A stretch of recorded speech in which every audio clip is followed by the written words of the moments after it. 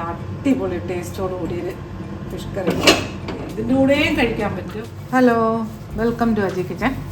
ഇന്ന് ഞാനൊരു മീൻ കറിയാണ് ഉണ്ടാക്കുന്നത്. അതിന് വേണ്ടിയിട്ട് 1 കിലോ വറ്റ വൃത്തിയാക്കി വെച്ചിട്ടുണ്ട്. പിന്നെ ഇതിവിടെ ഇരിക്കട്ടെ. ഇനി നമുക്കൊരു മസാല ഉണ്ടാക്കാൻ വേണ്ടിയിട്ട് നമുക്ക് കുറച്ച് മസാല ഇതിനകത്ത് മിക്സ് ചെയ്ത് വെക്കാം. ഇതിനകത്ത് ഒരു 1.5 ടീസ്പൂൺ മഞ്ഞൾപ്പൊടി,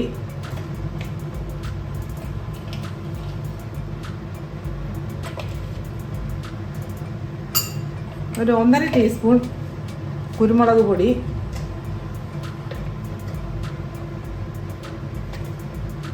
ഇതിനകത്ത് മല്ലിപ്പൊടി ചേർക്കുന്നില്ലേ.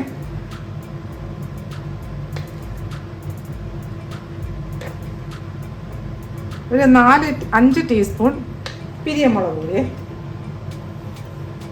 ഇതിനകത്ത്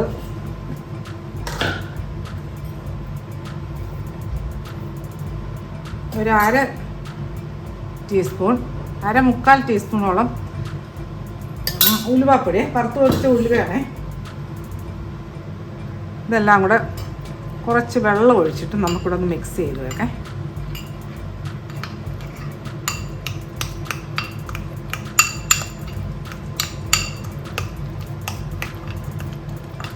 മീൻ ഏതായാലും കുഴപ്പമില്ല, ഏത് മീനിനും റെഡിയാക്കാൻ പറ്റുന്ന ഒരു മീൻ കറിയേ.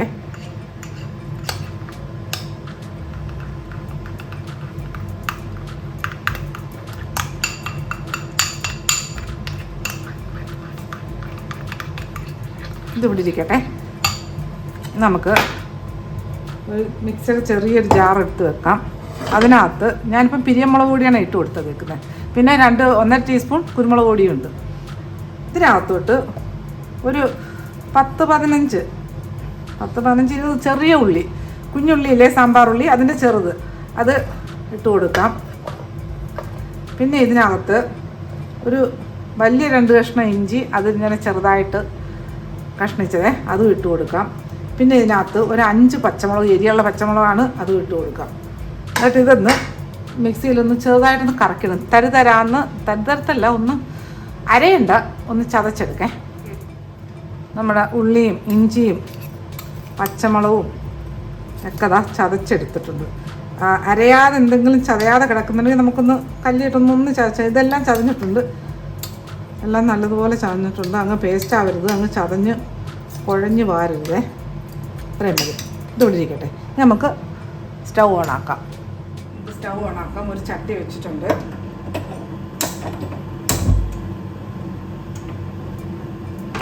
ചട്ടി ഒന്ന് ചൂടാവട്ടെ. ഈ ചൂടായ ചട്ടിയിലോട്ട് ഒരു 1-1.5 ടേബിൾ സ്പൂണോളം വെളിച്ചെണ്ണ ഒഴിച്ചു കൊടുത്തേ. അജി കിച്ചൻ സബ്സ്ക്രൈബ് ചെയ്യാത്തൊരു സബ്സ്ക്രൈബ്, ലൈക്ക് ചെയ്ത് കൂടുതൽ ഷെയർ ചെയ്യാൻ മറക്കല്ലേ. പിന്നെ സബ്സ്ക്രൈബ് ചെയ്തവർക്ക് വളരെ വളരെ നന്ദിയുണ്ടേ. എണ്ണ ഒന്ന് ചൂടാവട്ടെ. ചൂടായ എണ്ണയിലോട്ട് ഒരു 2 തണ്ട് കറിവേപ്പില ഇട്ട് കൊടുത്ത് ഇതിലോട്ടിപ്പം നമ്മൾ ചതച്ചെടുത്ത വെളുത്തുള്ളി അല്ല, ഇഞ്ചിയും പച്ചമുളകും കൊച്ചുള്ളിയില്ലേ, അത് ഇട്ട് കൊടുക്കാം.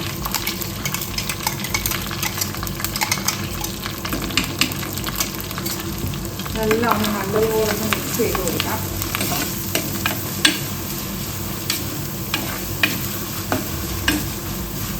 ഈ വെളുത്തുള്ളി ഇഞ്ചിയുടെയും പച്ചമുളകിൻ്റെയും ആ ഉള്ളിയുടെയൊക്കെ ഒരു പച്ച ചൊവയൊന്ന് മാറിക്കട്ടെ. പച്ച ഗ്യാസിൽ അതൊന്ന് മാറട്ടെ. അതുവരെ നമുക്ക് വഴറ്റിയെടുക്കാം. നമ്മുടെ ഇഞ്ചിയും ഉള്ളിയും പച്ചമുളകും ഒക്കെ നല്ല വഴന്ന് വന്നിട്ടുണ്ട്. ഇനി ഇതിലോട്ട് നമ്മളിപ്പോൾ ഈ മിക്സ് ചെയ്ത് വെച്ച മസാല കൂട്ടില്ലേ, മുളക് പൊടിയും കുരുമുളകും മല്ലിയില്ല കേട്ടോ, പിന്നെ ഉലുവയും ഉലുവാപ്പൊടിയും എല്ലാം കൂടെ കുരുമുളക് പൊടിയും എല്ലാം കൂടെ മിക്സ് ചെയ്ത് വെച്ചേ, അത് ഇതിനകത്തോട്ട് ഇട്ട് കൊടുക്കാം.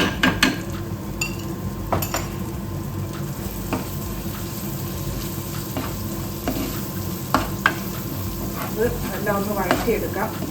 ഇതിനകത്ത് മുളക് പൊടി വറുത്ത് പൊടിച്ചതാണ്, പിന്നെ കുരുമുളക് പൊടി പച്ച പൊടിച്ചതാണ്, മഞ്ഞൾപ്പൊടി പുറത്തുനിന്ന് മേടിച്ച മഞ്ഞൾപ്പൊടിയാണ്, പിന്നെ ഉലുവാപ്പൊടി, അത് നമ്മൾ വറുത്ത് പൊടിച്ച ഉലുവാപ്പൊടിയാണേ.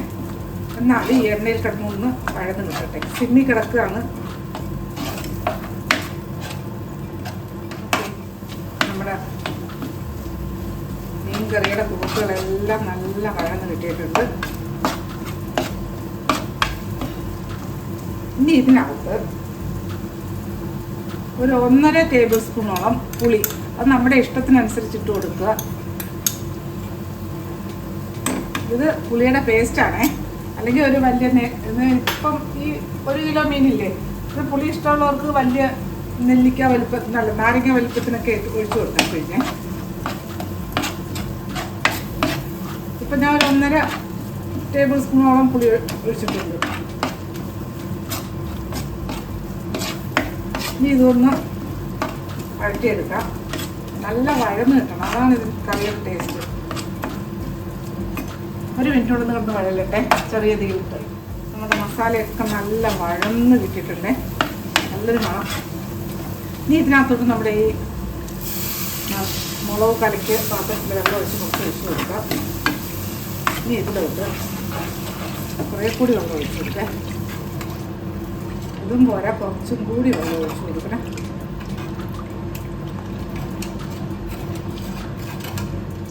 ഇതിനകത്ത് കുറച്ച് ഉപ്പ് ഇട്ട് കൊടുക്കാം. ഈ മീനിന് ആവശ്യമുള്ള ഉപ്പ് ഇട്ട് കൊടുക്കണേ. അതിനകത്ത് കുറച്ചും കൂടി വെള്ളം ഒഴിച്ച് കൊടുക്കാം. ഈ പിഴുപുളിക്ക് പകരം മറ്റേ കുടംപുളി ഇട്ട് കൊടുക്കേ.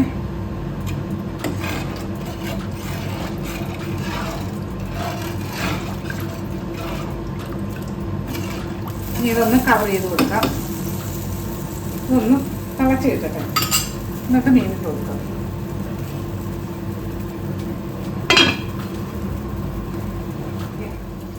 നമ്മുടെ മീൻകറി മീൻ്റെ അകത്ത് നല്ലതുപോലെ തിളച്ചിട്ടുണ്ട്. ഇനി ഇതിനകത്ത് നമുക്ക് വൃത്തിയാക്കി വെച്ചേക്കുന്ന മീനൊന്നും ഇട്ട് കൊടുക്കേ.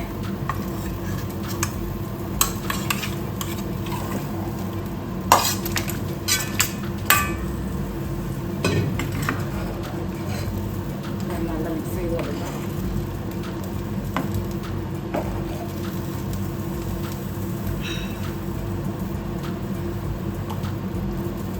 ഇനി ഇത് ഒന്ന് കവർ ചെയ്ത് കൊടുക്കാം. ഈ കവർ ചെയ്ത് കൊടുത്ത് തിളച്ച് നല്ല തിളച്ചൊരു 3 മിനിറ്റ് നല്ലതുപോലെ തിളച്ചിട്ട് നമുക്ക് തീ കുറച്ചിട്ട് ഒരു 6-7 മിനിറ്റ് ചെറിയ തീയിലിട്ട് വേവിക്കാം. അത് ഇതും തിളച്ച് കിട്ടിട്ടാണ്. നോക്കാം. ഒരു 3 മിനിറ്റ് കഴിഞ്ഞപ്പോൾ നല്ല തീയിൽ ഇങ്ങനെ കിടന്ന് തിളയ്ക്കാണ്ടോ, ഇങ്ങനെ തിളയ്ക്കട്ടെ. ഇനി നമുക്ക് അടച്ച് വെച്ചിട്ട് ഒരു 7-8 മിനിറ്റോളം ചെറിയ തീ കിടന്ന് പോട്ടെ. സിമ്മിൽ കിടന്ന് മീൻ തിളച്ച് പറ്റട്ടെ. എങ്കിലേ മീനിന് നല്ല ടേസ്റ്റും ഉപ്പും പുളിയും ഒക്കെ പിടിക്കത്തോട് നല്ല ചെറിയ തീ കിടന്ന് വേണേ. അപ്പം ഞാൻ 8 മിനിറ്റ് കഴിഞ്ഞ് നമുക്ക് നോക്കാം. മീൻ കറി നോക്കിയാലും ഒരു 9 മിനിറ്റായേ. ചെറിയ സിമ്മിൽ കിടക്കുകയാണെങ്കിൽ നമുക്ക് നോക്കാം.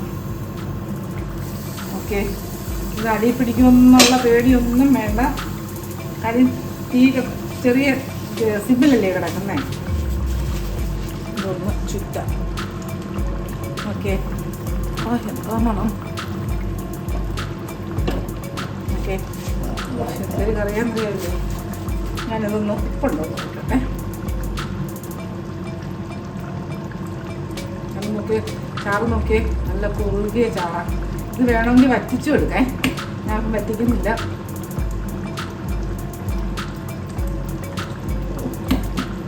നല്ല സൂപ്പർ കറി, നല്ല ബെസ്റ്റ് കറിയാണ്. അപ്പോൾ ഇനിയിപ്പോൾ ഇതിനകത്ത് ഒന്നും വെളിച്ചെണ്ണ ഒന്നും കഴിക്കരുത്. എൻ്റെ അമ്മമ്മയുടെ സ്വന്തം കറിയേ. ഇനി ഇതിനകത്ത്